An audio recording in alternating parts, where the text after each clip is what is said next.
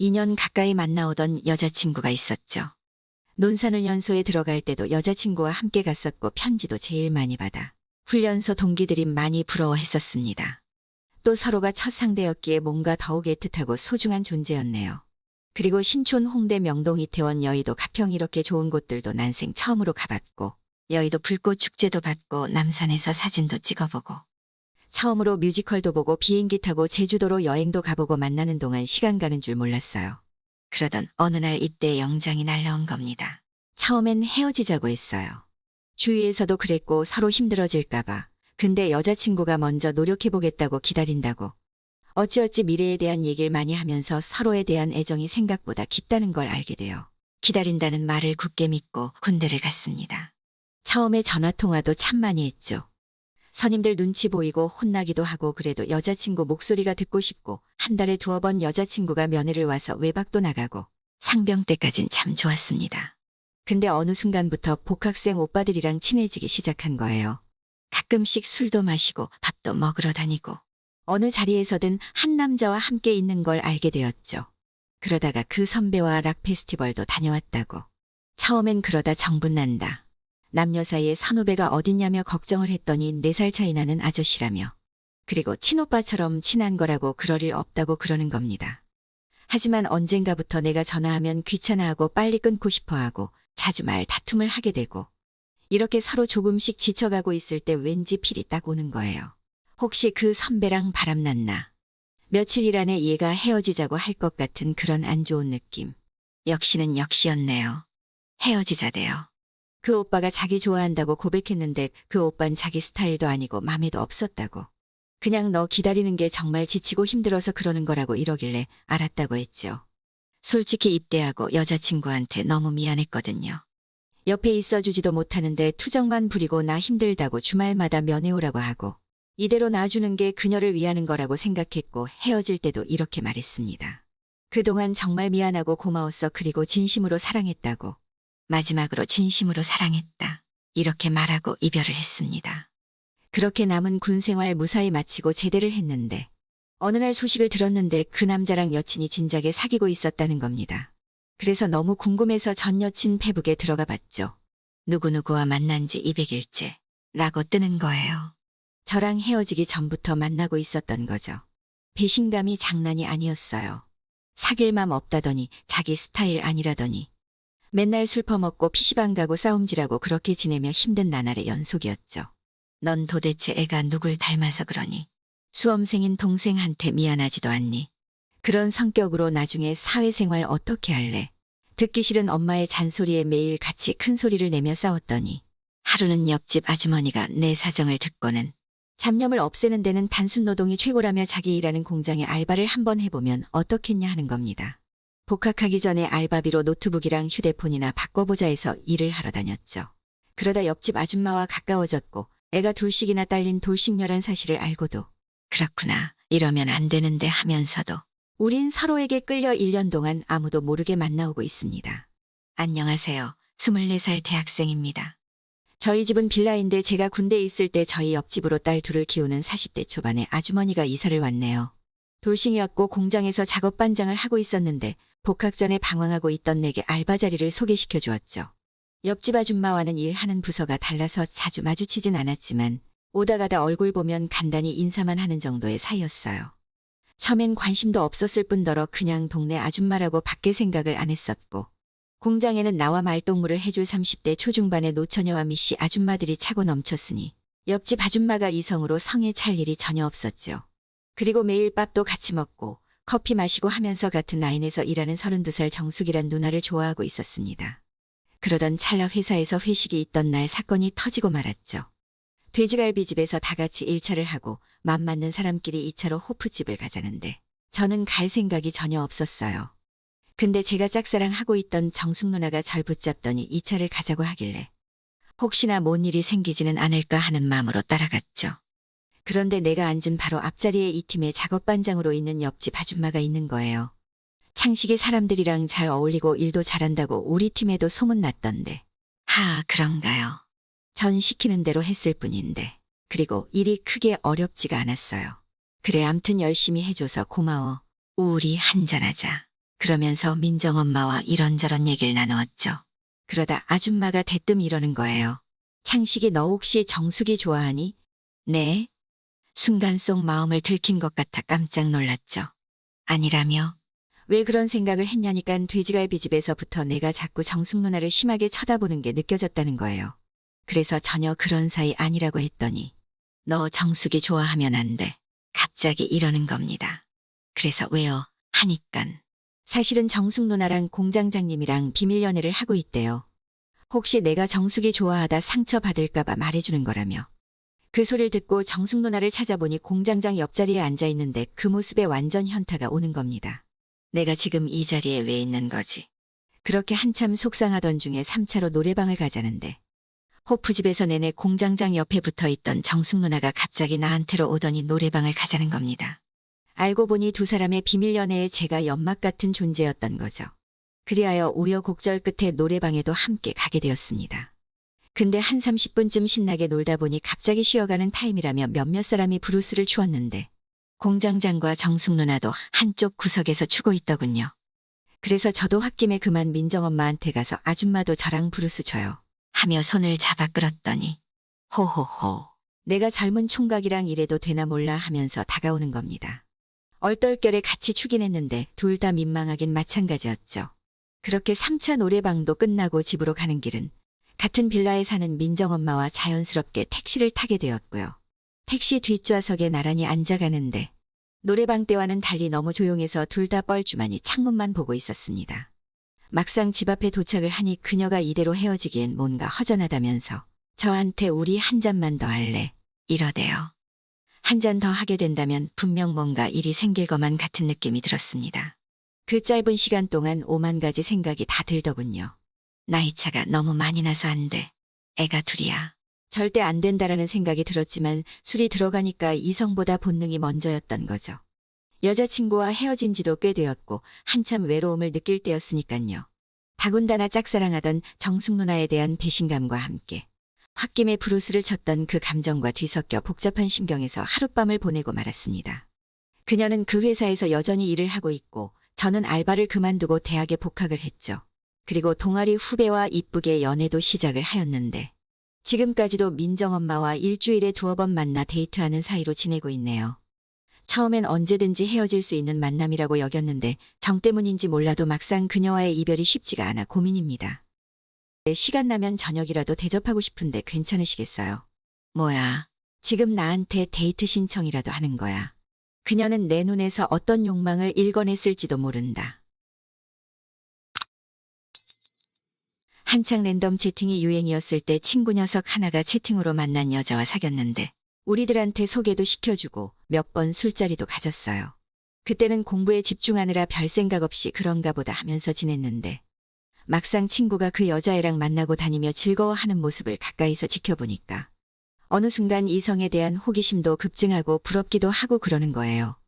그래서 나도 그 친구를 통해 소개받은 여자애랑 연락하고 지냈는데 점점 좋아져서 내가 한번 만나자 해서 밥 먹고 노래방 가고 했었는데 그녀랑 집도 가까워 자주 볼 수 있었고 남친이랑 헤어지고 솔로로 지내고 있던 터라 우린 급속도로 가까워졌어요. 그녀는 아버지가 어렸을 때 사고로 돌아가셨고 홀어머니랑 남동생이 한 명 있는 가정이었습니다. 어머니가 일하느라 바빠 집을 자주 비웠는데 그때마다 그녀 집에서 영화 보고 치킨 피자 배달 시켜 먹고 거의 집에서 공부하며 데이트도 함께 했습니다. 바쁜 와중에도 여친 엄마는 신경을 많이 써주셨어요. 그러다 대학에 들어가고 군대를 가다 보니 지역을 떠나게 되고 서로 다른 지역으로 대학을 갔던 여친과는 자연스럽게 헤어지게 되었습니다.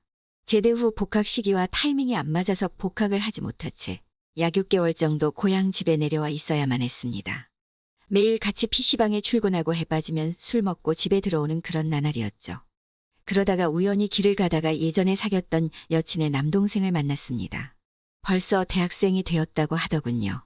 반갑다고 이런저런 이야기하면서 누나는 잘 있냐고 물었더니 학교 생활 잘하고 있다더군요. 그러다 하루는 술은 땡기는데 만날 사람이 없어 그 남동생한테 술 한잔 하자고 연락을 하니깐 자기네 집으로 오라고 하더군요. 제가 부담된다고 하니깐 예전엔 잘만 오더니 어떠냐고 누나도 집에 없는데 무슨 상관이냐며 그러더니 자기 엄마가 날 보고 싶어 한다는 겁니다. 형, 내가 우연히 형 만났다고 하니깐 언제 시간 되면 한번 데리고 오라더라. 엄마가 형 많이 보고 싶대. 정말이야? 아줌마가 먼저 나 보고 싶다고 말한 거야? 당연하지. 예전부터 우리 엄마가 형 많이 챙겼잖아. 생각 안 나? 맞지. 희정 아줌마가 마치 날 아들처럼 대했었지. 아줌마가 보고 싶어 한다고 해서 예전 추억도 있고 아줌마께 인사도 드릴 겸해서 예전 여친 집으로 갔습니다. 근데 그 동생이 왜 자꾸 집으로 오라한 줄 알겠더군요. 예전에는 1층이 슈퍼마켓이었는데 치킨 호프집으로 바뀌었더라고요. 시간이 밤 9시쯤 되었는데 희정 아줌마가 날 보더니 환하게 웃으시면서 아주 반갑게도 맞아주시는 겁니다. 여전하시더군요. 아줌마, 그동안 잘 계셨죠? 그래, 나야 잘 있었지. 너 진짜 오랜만이다. 서울 명문대에 입학했다며 늦게나마 축하해. 아주머니도 여전하시네요. 요즘도 요가하러 다니세요. 그녀는 45세로 젊었을 땐 요가 강사로, 나이가 들어서도 하루에 2시간씩 요가로 몸과 마음을 단련시킨다고 전해 들어 익히 알고 있었다. 그럼 요즘도 꾸준히 하지. 너도 알잖아, 나 운동 중독인 거. 호호. 그럼요, 잘 알죠. 하하. 제대한 지 얼마 안 되었다더니 상남자 다 돼서 돌아왔네. 이제 아줌마랑 연애해도 되겠다. 예. 그리고 아줌마는 오늘 술값 공짜라며 생맥주와 치킨을 테이블에 세팅해 주셨고 시간 날 때마다 저희 테이블로 와서 한 잔 따라주고 한 잔 받아 마시고 하셨습니다. 약간 취기가 오르자 동생은 대학생활 얘기를 하며 신나서 떠드는데 나는 계속 아줌마 생각만 나고 좀 전 연애해도 되겠다가 무슨 뜻이지 하는 생각만 하고 있었습니다. 물론 그땐 술이 좀 취한 상태였죠. 아줌마는 안주를 더 준다고 똥집 튀김을 가져다 주었는데 안주에는 관심이 없고 자꾸 얼굴만 쳐다보게 되는 겁니다. 그리고 뒤늦게 합류한 아줌마와 늦게까지 술을 마시다 시간이 늦어서 자고 가라고 해서 알았다고 하고 가게 문 닫고 집으로 올라가 칫솔 꺼내주길래 양치질하고 대충 씻고 동생 방에 먼저 누워 있었습니다. 그러다 스르륵 잠이 들어버렸죠. 자다가 순간 잠이 깼는데 시간을 보니까 새벽 6시더군요. 시간을 왜 기억하냐고요. 그날의 기억은 아직도 생생히 기억이 납니다. 일어나 보니 동생 놈은 옆에 떡실신했더군요. 소변을 봐야 할 것 같아서 나가보니 아줌마가 거실 바닥에서 흰색 요가복을 입고 운동을 하고 계셨습니다. 그 모습에 한참 넋을 놓고 쳐다보게 되었죠. 아줌마, 이 시간에 무슨 운동이에요? 요즘 코로나 때문에 새벽 운동을 집에서 하고 있다더군요. 새벽에 일어나 러닝머신 30분 정도 하고 요가를 하는데 남들보다 2시간만 잠자는 시간을 줄이고 새벽 시간을 활용하는 게 꾸준한 몸 관리를 할 수 있는 비결이라며 갑자기 너도 와서 아줌마랑 같이 요가할래? 그러대요. 잠도 덜 깬 상태에서 생각할 겨를도 없이 네라고 대답을 했지요. 그러고 우선 가볍게 스트레칭을 해야 한다며 기본 요가 자세를 취할 때마다 그녀는 내 모습이 우습다며 깔깔거리며 즐거워했다. 살면서 내가 몸치란 게 감사한 적은 그때가 처음이다. 약 1시간가량 그녀에게 요가를 배우는 시간이 내겐 아주 즐거운 시간이었다. 저 때문에 운동도 제대로 못하시고 어제 공짜 술도 얻어먹었는데 시간 나면 저녁이라도 대접하고 싶은데 괜찮으시겠어요? 뭐야, 지금 나한테 데이트 신청이라도 하는 거야. 그녀는 내 눈에서 어떤 욕망을 읽어냈을지도 모른다. 하지만 그 욕정이 번들대는 눈은 내 의지로 감출 수 없는 법이다. 근데 의외의 대답이 흘러나왔다. 요즘 맛있는 초밥집 하는데 거기서 술 한잔하자 그럼. 호호호호. 초밥집은 한산했다. 수요일인데다 밤 10시였으니 뭐. 그곳이 요즘 떠오르는 맛집이라더라. 초밥과 술을 함께 시켰다. 혹시 운동하는 분인데 술 마시면 안 되는 거 아니냐는 내 얄팍하기 짝이 없는 물음에 그녀는 조용히 미소만 지을 뿐이었다. 서비스로 나오는 튀김에 우동까지 굉장히 많이 먹었다. 스시집에서 나온 시간이 10시쯤. 술이 좀 돼서 얼굴이 벌건 그녀에게 맥주라도 한 잔 더 하시겠냐고 물었다. 볼이 발그레해진 그녀는 고개만 끄덕이고 내 뒤를 따른다. 나는 그때 오늘의 성공을 어느 정도 예상했다. 안녕하세요. 25살군 제대 후 복학을 앞둔 대학생입니다. 홀아버지 밑에서 넉넉지 않은 가정 형편의 학교에 입학하고 지금까지 사교육을 한 번도 받아본 적이 없던 내가 재수 끝에 서울대에 합격을 하였습니다. 공부하느라 힘들 텐데 밥 잘 챙겨 먹고 다녀. 중학생 때 돌아가신 어머니를 대신해 여친의 엄마였던 희정 아줌마가 6개월 넘게 제 뒷바라지를 해주었습니다. 공부에 집중할 수 있도록 많은 도움을 주었죠. 매일 점심 식사를 챙겨주셨고 공부하느라 고생이 많다며 보양식이나 피곤할 때 먹으라며 비타민도 챙겨주고 그랬어요. 마치 수험생 아들을 둔 엄마처럼요. 청소년기 엄마 없이 자란 내게 20살 차이 나는 그녀의 보살핌은 뭔가 다르게 느껴졌고 마치 친자식 마냥 헌신적으로 대하는 모습에 복잡 미묘한 감정들이 피어났어요. 그러다 보니 나도 모르게 그녀에게 정 아닌 정이 들기 시작했습니다. 그러다가 군 입대하면서 여친과 헤어지고 연락이 끊겼다가 제대하고 우연히 남동생을 만나 거의 3년 만에 그녀와 재회를 하게 된 거였죠. 그동안 너무 고마웠다고 대학 입학하고 여친과 헤어지는 바람에 제대로 인사도 못 드려 죄송했다며 저녁 식사라도 대접하고 싶다 했더니 초밥집을 가자더군요. 참고로 그녀는 남편분과 10년 전 사별을 했다고 들었습니다. 처음에는 이혼했다는 줄 알았는데 그게 아니라 사별하셨다고 뒤늦게 알게 되었죠. 그리고 분위기가 점점 물어오르자 그녀에게 좋아한다고 만나보고 싶다고 고백을 하고 말았습니다. 그러자 그녀는 난 너가 마음에 들고 너가 너무 편하고 좋은데 이제 상처받기가 싫어. 남자 때문에 상처받는 거에 너무 지쳤어. 라고 말했어요. 나를 너무 좋아한다는데 사귈 수 없다는 게 너무 슬펐습니다. 저 역시 책임지지 못할 말을 꺼낸 것 같아 미안하기도 했고요. 앞으로 아줌마와 관계 어찌하면 좋을까요?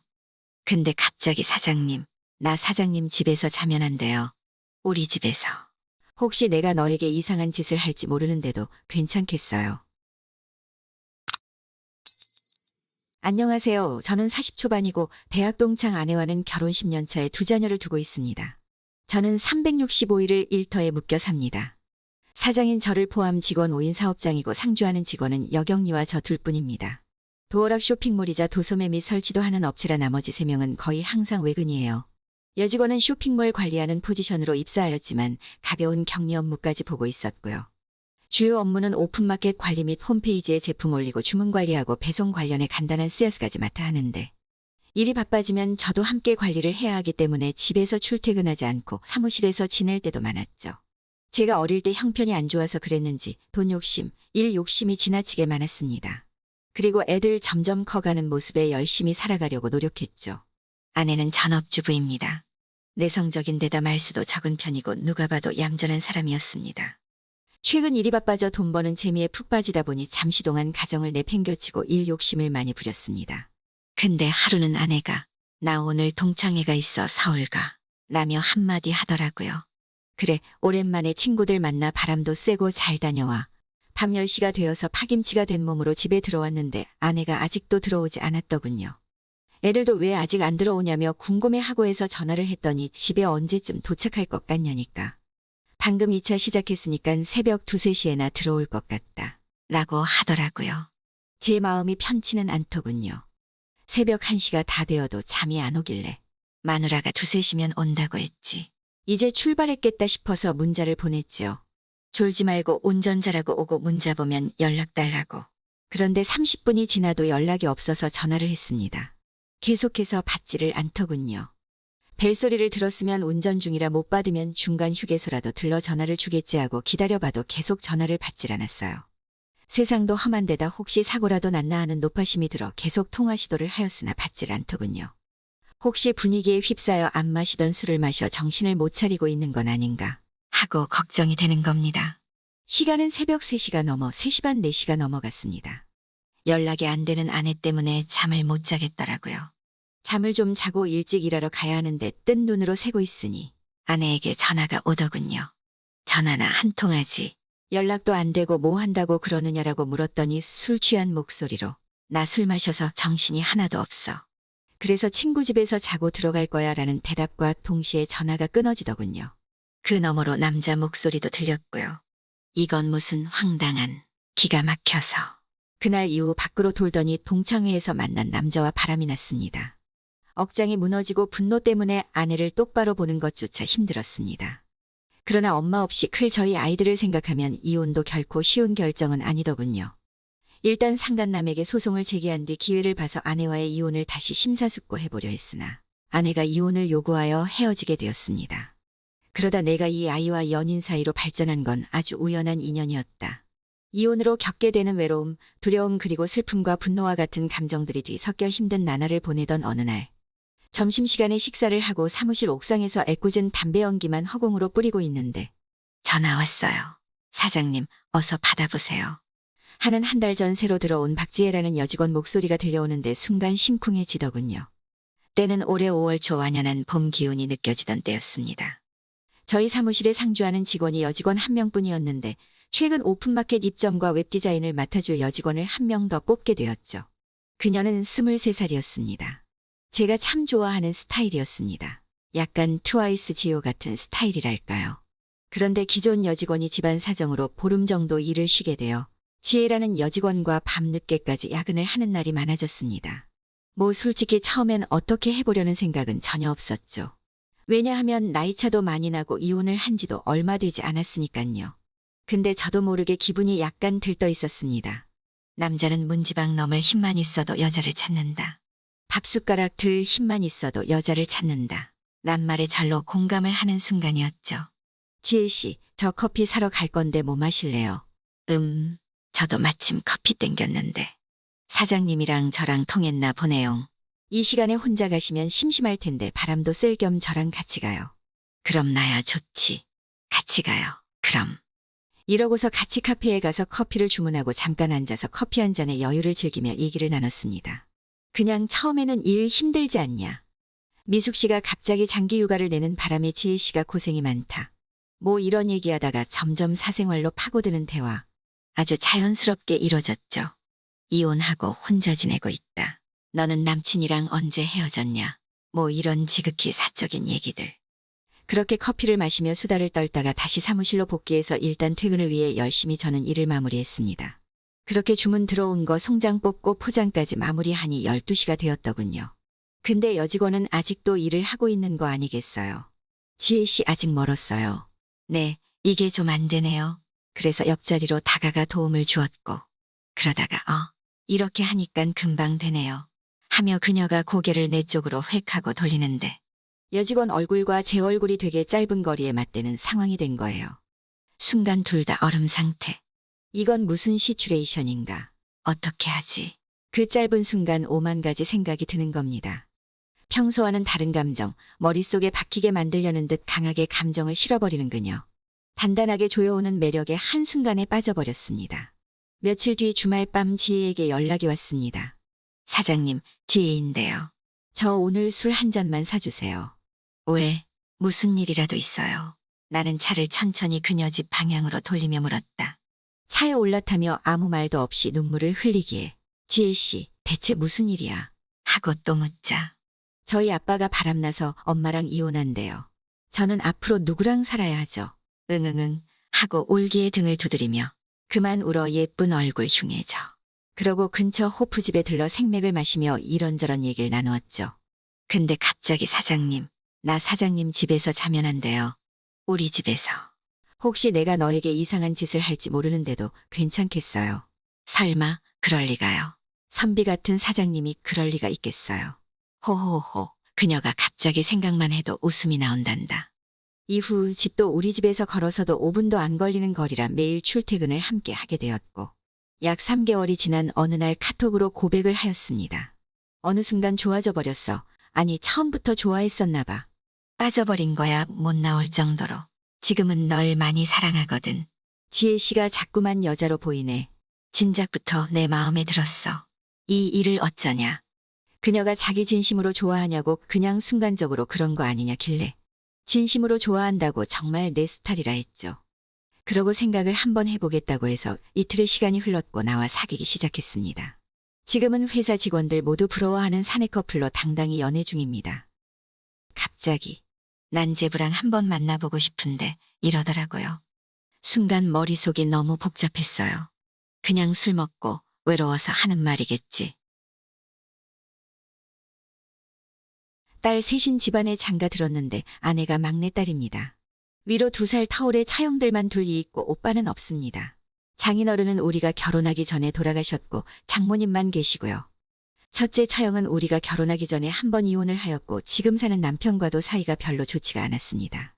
지난 연휴 마지막 날 밤늦게까지 술자리를 가지며 자매들끼리 쑥덕쑥덕 하는 얘기를 어깨너머 훔쳐 들어보니 애인이 생겼다는 얘기인 것 같았습니다. 아니 이혼한 지 1년 만에 연애 6개월하고 두 번째 결혼을 했으면서 또 딴 남자를 만나. 참 대단하다 라고 생각했지만 객식구인 제가 뭐라 할 처지도 아니었습니다. 다행히 둘째 처형은 부산으로 시집을 가 아이 둘을 낳고 알콩달콩 행복한 가정을 이뤄 잘 살고 있었네요. 그러다 큰 처형이 또 사고를 쳤습니다. 바람을 피우다 형님한테 걸려서 이혼당하고 갑자기 저희 집에 들어오면 안 되냐고 하더군요. 뭐 큰 처형이 우리 집에서 지내고 싶어 한다고. 어째서 그래? 그냥 처갓집에서 지내면 되잖아. 처갓집과 우리 집은 도보로 10분 정도 거리에 있었다. 나는 극구 반대를 했다. 자기도 알잖아. 언니랑 엄마랑 성격이 너무 안 맞아서 붙어 있으면 맨날 싸우는 거. 직설적으로 말을 내뱉는 장모님 성격에. 두 번째 이혼한 큰딸이 반가울 리 없었으니 오갈 데가 없어진 처형 입장에선 최선은 아니더라도 차선책으로 선택한 게 아마 우리 집이었을 거다. 그래서 우리 집에서 지내고 싶다고 아내에게 말을 했던 모양이다. 우리 언니 성격 알지? 한 곳에 오래 머무는 걸 싫어하는 성격이란 걸. 우리 집에서 지내봐야 얼마나 있겠어. 집에 방도 4개이고 어차피 방 1개는 쓰지도 않는데 처형과 같이 살자는 와이프의 설득에 어쩔 수 없이 허락을 했습니다. 문제는 그때부터 시작됐습니다. 처형이 저보다 나이가 많아서 안 그래도 불편한데 제 집안 생활에 하나씩 터치를 하는 겁니다. 저보고 청소를 하라든지 설거지를 하라든지. 그리고 와이프 꼬셔서 맨날 나가서 쇼핑하고 오고. 그 쇼핑하는 카드 다 제 카드입니다. 심지어 저번 달부터는 저보고 자기 용돈도 좀 챙겨달라더군요. 물론 직접적으로 말하지는 않았지만 와이프 통해서 말이죠. 와이프도 그래도 언니라고 한 달에 50만 원씩만 주자는데 정말 어처구니가 없더군요. 안 된다고는 했지만 제 카드를 통해서 한 달에 50만 원 이상을 쓰고 다녔습니다. 그러다 한 사건을 계기로 무척 친해지게 됩니다. 아내가 일주일 동안 집을 비운 사이 장모님이 장염에 걸려 고열구토 설사를 하며 아팠는데 저는 밤을 새며 장모님을 지극정성으로 간호를 하였고 그 모습을 본 처형이 말하길 제부네가 그동안 제부를 오해했었다. 제부 진짜 사람 좋다. 자기 부모처럼 처가에 잘하는 거 보고 나도 반성 많이 했다. 이러는 거예요. 사실 제가 서울 소재 대학을 졸업한 것 빼면 남편으로서 내세울 게 하나 없는 흙수저 신랑감이었거든요. 그래서 큰 처형이 우리 결혼을 제일 크게 반대를 했었고 그동안 명절 때마다 날 마치 객식구 취급하며 무시하는 경향이 많았었죠. 큰 처형이 밖에서 약간 취해 들어오긴 했지만 진심인 것 같았어요. 그러면서 제부 요즘 사업이 잘 풀려서 그런가 얼굴도 예전보다 훨 좋아진 것 같고 옷 스타일도 좋다. 매번 서먹하게만 대하던 처형에게 갑작스런 칭찬을 들으니 그간 처형과 못했던 대화가 본물처럼 터져버린 거죠. 그때가 밤 11시인데 처형은 술이 아쉬운지 집 앞 호프집으로 가자고 끌고 나가길래 따라 나갔다가 처형이 먼저 앞으로 둘이 있을 땐 누나라 부르라면서 그동안 살갑게 못 챙겨줬던 거 2배로 갚으면 살겠다고 해서 정말 10년간의 증오가 눈 녹듯 사라지더라고요. 그러다 처형은 완전 꽐라 직전 나보고 우리 제부네가 미워해서 미안해 이러고 아예 일어나지 못하고 있길래 호프집의 문을 닫는다니 별 수 있나요? 남아도는 게 체력인데 처형을 들쳐업고 집으로 돌아왔죠. 이후 처형과는 아주 절친한 사이가 되었습니다. 안녕하세요. 5살 연하의 아내와 결혼한 올해 42살. 경기도 파주 쪽에 살고 있습니다. 저희는 결혼 10년 차 초등학교에 다니는 딸이 하나 있습니다. 직장 내 사내 커플이고 2년 동안 연애를 했죠. 아이가 6살이 되었을 무렵 같은 동네에 사시는 장모님께서 감사하게도 아이를 직접 돌봐주시겠다고 하셔서 집사람이 다시 일을 다니게 되었습니다. 그리고 장모님께서 아침에 오셔서 저녁에 가시면서 아이를 전적으로 돌봐주시고 집안 살림도 챙겨주셨습니다. 그런데 결혼 전부터 술이라면 사죽을 못 쓰던 애 엄마는 복직과 동시에 지금까지 각종 술자리를 만들어 2주에 한 번씩은 동료들과 술을 마시고 그중 2번에 한 번은 만취해서 새벽에 귀가하는 추태를 보였습니다. 제가 아내를 다그치면 숨 쉴 구멍이 없다. 힘들다. 사는 게 재미가 없다. 매일 마시는 것도 아닌데 당신이 좀 참아주면 안 되는 거냐? 라고 했습니다. 그러다 의도치 않게 아내가 둘째를 임신하게 되면서 두 사람 관계도 잠시 동안 화해 모드로 돌아섰지만 하지만 얼마 가지 못해 아내가 유산을 하게 되면서 두 사람 사이가 점점 악화되기 시작했다. 서로를 비난하고 니 탓 내 탓을 하며 자신의 잘못은 뒤로 한 채 자신의 이기심만을 추구하게 되면서 우리의 관계는 점점 악화되어 갔고 화목했던 가정이 불행해지기 시작했습니다. 그리고 이혼을 하게 된 거죠. 처형은 이혼 직후 우리 집에서 6개월 정도 지내다가 서울 강남 쪽에 직장을 구하게 되면서 근처 오피스텔을 얻어 지내고 있었는데 사람 일이란 게 참 아이러니하게 이혼하면서 2번이나 이혼한 처형에게 가장 많이 위로를 받았다. 그리고 나보다 4살이 많았지만 친누나처럼 때론 친구처럼 카톡을 하며 이혼 후에도 꾸준히 연락을 하며 지냈습니다. 그날도 처형에게 먼저 연락이 왔다. 제부 안녕. 오랜만이네. 안녕하세요. 요즘 어떻게 지내세요? 그냥 그래. 회사 생활에 적응하느라 바빠서 시간이 빠르게 지나갔어. 제부는 요즘 어떻게 지내? 한숨을 내쉬며 그냥저냥 잘 지내고 있죠. 이혼하고 정신이 없었지만 이제는 새로운 삶을 한번 시작해 보려고요. 그래, 혹시 새로운 사람이라도 만난 거야. 아직 그럴 여유는 없죠. 하하.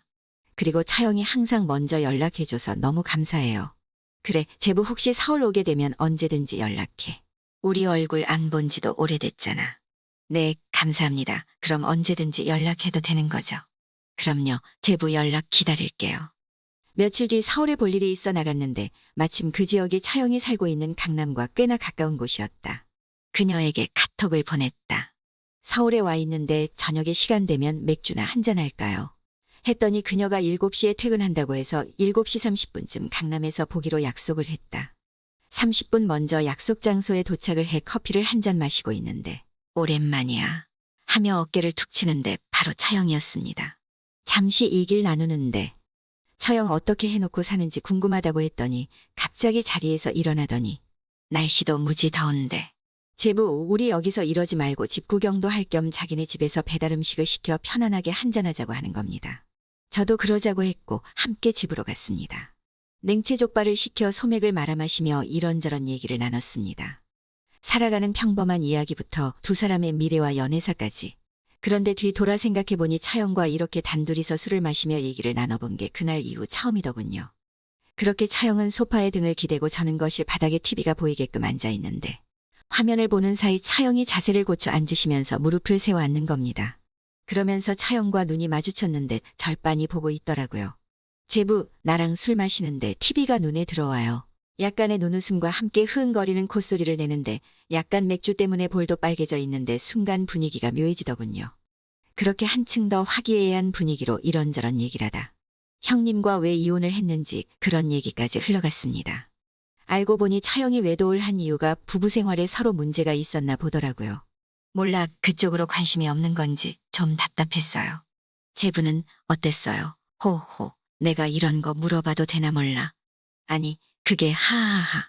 대답하기 곤란한 질문이라 멋쩍어 웃기만 했죠. 그런 분위기에 재미가 들었는지 나를 약간 놀리듯이 그쪽 얘기를 계속해서 물어보고 서로 툭 터놓고 비밀 하나씩 얘기하자 해놓고 비밀스런 얘기도 터놓게 되었죠. 그렇게 스스럼 없이 말하고 그러니 생각보단 어색하지 않게 대화가 흘러가더라고요. 그러다 술자리를 더 이어갔는데 갑자기 난 제부랑 한번 만나보고 싶은데 이러더라고요. 순간 머릿속이 너무 복잡했어요. 그냥 술 먹고 외로워서 하는 말이겠지. 저 정도 목소리와 행동이면 거의 만취 수준이었거든요. 그리고는 대답을 안 했죠. 그렇게 밤이 깊어 처형이 제부, 밤도 늦었는데 주무시고 가세요. 이러는 겁니다. 대답을 못하고 있으니 둘 다 이제 돌싱인데 뭐 어때요. 그러길래 저도 에라 모르겠다 싶어 맘이 가는 대로 하고 말았죠. 근데 다음날 처형이 제부, 내가 잠깐 미쳤었나 봐요. 어제 일은 하룻밤 실수로 서로 있기로 해요. 그러길래 그러자고 했지요. 이후에도 우린 아무렇지 않게 카톡을 주고받고 얼마 전에도 제부 괜찮으면 밥 한번 먹자길래 정말이지 물 만난 고기처럼 쪼르르 달려나가고 말았네요. 이렇게 만나오길 벌써 1년째네요. 저희 사이 어쩌면 좋을까요? 20살이나 차이 나는 돌싱녀와 부끄러운 역사를 한번 만들어 볼 텐가. 아님 아줌마가 무안해 하더라도 이건 아닌 것 같습니다. 하며 뛰쳐나올 텐가. 혼자 5만 가지 생각을 다 하고 있었는데 나는 머리가 그리 좋은 것도 아니고 집안이 그리 잘 사는 편도 아니라 어릴 때부터 알바를 시작했어요. 편의점, 식당, 호프집 등 이곳저곳에서 다양하게 일한 경험이 있었죠. 그러다 군제대를 하고 복학하기 전까지 시간이 좀 붕 뜨길래 알바를 알아보았는데 코로나 여파로 알바 자리가 마땅치 않은 와중에 집 근처에 신규 오픈하는 식당에서 알바를 구한다길래 냅다 연락했고 면접 한번 보러 오라길래 냅다 달려갔죠. 홀테이블은 그냥 형식적으로 1개 정도 갖춰져 있고 찜닭 배달을 전문으로 하는 그런 식당이었어요. 문을 열고 안으로 들어서자 문 열리는 소리를 듣고 좀 전 전화통화를 했던 여성으로 보이는 아주머니 한 분이 주방일을 보시다가 해바라기가 그려져 있는 앞치마를 벗어 던지고는 홀로 나오면서 알바 면접 보러 오셨죠. 반갑게 인사하며 맞아주시며 나오시는데 얼핏 보니 드라마 으라차차 내 인생에 나왔던 중견 배우 김희정을 살짝 닮았더라고요. 네, 좀 전에 통화했던 사람이에요. 여기 잠깐 앉으세요. 그녀는 내 얼굴을 한번 살펴보고는 곧장 시선이 내 아래에서 위로 쭉 한번 훑어보더니 전화 목소리는 완전 애기애기하더니 실제로 보니 키도 크고 참 듬직하게 생겼네요. 암튼 좋습니다. 그럼 식당 일은 이전에 해보셨나요? 네, 이전에도 비슷한 업종에서 일해본 경험이 있습니다. 그래요. 집은 어디세요? 네, 농협 바로 뒤쪽이에요. 여기 오는데 5분 정도 걸렸어요. 그럼 복학은 언제쯤 하죠? 한 6개월 정도 남았어요. 집도 가깝고 알바 경험도 많다면서. 나름 일머리도 있고 센스도 있는 편이라고 어필을 했더니 당장 내일부터 일하러 오라대요. 조건은 하루 12시간 근무. 오전 10시 가게에 도착해서 청소 간단히 하고 음식 주문 받기 위해 필요한 것들을 준비한다. 그리고 나는 홀에서 주문 받고 킥서비스 부르고 음식 나오면 음식 포장해서 배달기사님께 전달하는 게 주 업무이고, 사장님은 주문이 들어오는 대로 주방에서 음식을 만들었다. 그리고 보통 2에서 5시 사이 한가한 시간에 식재료를 다듬거나 저녁 장사 준비를 해야 하고, 상황에 따라 다르지만 약 1에서 2시간 소요되고 남은 시간은 휴식 시간이었다. 그리고 가게 마감은 사용한 조리기구들 정리 및 청소, 음식물, 쓰레기 분리수거, 바닥 청소, 문 단속으로 이어지는 게 하루 일과였다. 식당의 직원이라곤 사장과 알바생뿐이었으니 일 시작한 진 일주일 만에 말을 놓고 편하게 대하는 사이가 되었습니다. 사장님 남편은 왜 가게에 한 번도 안 와요? 나 남편 없는데. 아, 결혼 안 하셨어요. 저번에 초등학교 다니는 애가 있다고 들어서. 하긴 전혀 유부녀 같지 않아 보였는데 제가 실수를 했네요. 장난 그만 쳐. 실수는 무슨. 나 돌싱이야. 이혼녀. 아, 네, 돌싱이구나. 정태 총각은 만나는 여자친구 없어. 저요, 여자친구는 없는데 파트너는 있는데요. 파트너, 그게 뭔데? 애인 아닌 애인 같은 애매모호한 사이, 그런 게 있어요. 정태 총각 그렇게 안 봤는데 보기보다 능력남이네. 정확히는 뭔지는 몰라도 대충은 감이 오는데. 뭐 비밀 연애 그런 거지. 네, 맞아요. 그냥 시간 날 때 가끔 보는 이성 친구요. 하, 젊으니깐 그런 것도 하고 참 부럽네. 사람 만나고 다니는데 나이가 무슨 상관이에요. 더군다나 사장님 아직 40대 초반이시잖아요. 한창이에요. 그러지 마시고 사장님도 한번 만들어 보세요. 글쎄, 난 이혼한 지도 얼마 안 되었고 요즘 가게 매출이 너무 떨어져서 다른 쪽으로 신경 쓸 여유가 없네. 암튼 정태 총각이랑 얘기하다 보면 시간 가는 줄 모르겠다니깐.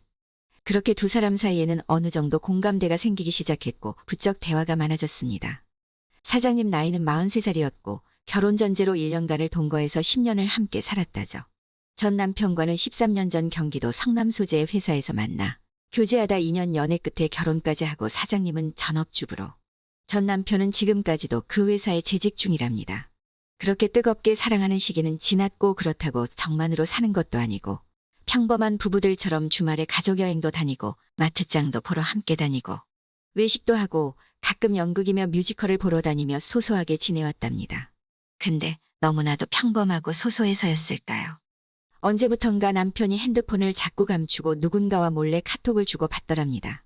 그리고 몇 달 전부터 부쩍 야근이 많아졌고 주말 출근도 하고 심지어 회사에 일이 많다며 늦게까지 일하고 회사 숙소에서 잔다며 외박까지 했다네요. 알고 보니 동갑내기 회사 여직원과 바람이 난 거였어요. 그 여직원은 돌싱이었는데 유부남인 걸 알면서 만난 거였고요. 근데 막상 이혼을 하고 나니 앞날이 막막하더랍니다. 부모님 용돈에 각종 보험료, 생활비 등 돈 들어갈 때는 여러 군데인데 돈 나올 구멍은 하나도 없었으니. 가진 거라곤 결혼 생활 때 꼽을 쳐둔 비상금과 남편 명의로 되어 있던 아파트가 팔리면 반반씩 나눠 갖기로 했는데 부동산 시장이 위축이 되어 팔리지도 않았으니. 얼마 되지 않는 비상금으로 뭘 알아보려니 돈이 딸려 체인점은 엄두도 못 내는 상태. 하는 수 없이 아는 지인이 하던 찜닭집을 권리금 1,000만 원 주고 인수받아 넉 달째 운영 중이었는데 첫 달 매출을 최고로 찍고 계속해서 내려가고 있었으니 인건비랑 재료비 내고 나면 남는 게 없다며 매일같이 내 앞에서 하소연을 합니다. 그런 아픈 사연들을 듣고 있자니 내 깊은 속에 나도 모르던 보호 본능을 마구 자극하는 거야. 한 2개월 정도 일하니까 농담 따먹기 하면서 지나가면 옆구리 콕콕 찌르며 장난도 치고 그쯤 되니까 일 끝나고 집도 바래다 주고 술도 마시러 다녔죠. 한 번은 새벽까지 얘기를 들어주기도 하고 조언도 해주고 급기야 둘이 새벽까지 함께 있으며 술을 마시게 된 거죠. 남녀가 새벽까지 단둘이 있으면서 술을 마셨다. 말 다 한 거지. 정태야, 우리 집 가서 한 잔 더 할래? 그럴까요? 제가 편의점 가서 캔맥주 사올게요. 좋지. 애 키우는 이야기, 양육비 이야기, 찜닭조리법, 소스 등등 대화가 잘 되니 줄줄 쏟아내는데 갑자기 잠이 온다는 거야. 한 캔씩만 하자던 맥주였는데 맥주 빈깡이 잔뜩 쌓일 정도로 시간이 지났더라고요. 그리고는 아줌마가 오늘 너무 늦었으니까 여기서 자고 가. 그러는 겁니다. 그녀 두 눈을 똑바로 쳐다보며 저도 남자인데 혹시 무슨 일 일어나도 책임 못 져요. 그랬더니 그럼 우리도 비밀 연애하면 되지. 그러는 겁니다. 앞이 뻔히 보이는 상황. 순간 고민 많이 했습니다. 20살이나 차이 나는 돌싱녀와 부끄러운 역사를 한번 만들어 볼 텐가. 아님 아줌마가 무안해 하더라도 이건 아닌 것 같습니다. 하며 뛰쳐나올 텐가. 혼자 오만 가지 생각을 다 하고 있었는데 나한테는 이제 정태밖에 없는 거 알지? 라며 다가오는데 그 분위기에 압도되어 차마 뿌리치지 못했습니다. 2년이 지난 현재까지도 누나와 동생 사이로 잘 지내고 있고 그녀의 찜닭집도 안정적인 매출을 올리며 성업 중입니다.